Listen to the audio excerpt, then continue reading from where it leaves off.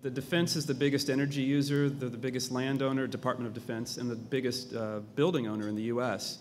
So we've said, since we heard those numbers early on, gosh, it would be nice if they started doing things towards renewable energy. And my partners at the beginning of the film thought I was nuts to even think of Department of Defense and renewable at the same time. They thought I was really going off the deep end.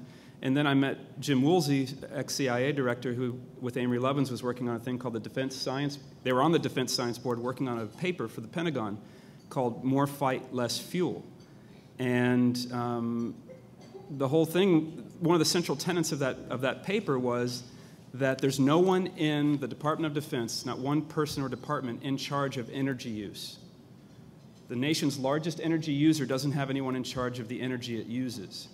So what that means is every purchase is made without thought to how much energy that item's going to use in its life cycle. And as soon as you get someone buying something and thinking about the energy it's going to use, it changes everything. So there's one quick little thing. It goes exactly with what you're doing at your business. We were at Schofield Barracks in Hawaii, and they're building all new energy-efficient homes for the soldiers, like high-end. And they figured a family of 4 energy use should be right here. And they say to the soldiers and their families, if you come in and under that line, if you use less energy than what we think is normal, we'll give you a percentage of that profit. We'll pay you to do it. And so in our film, we translate that into if you've got, if your child lowers your energy bill, raise their allowance.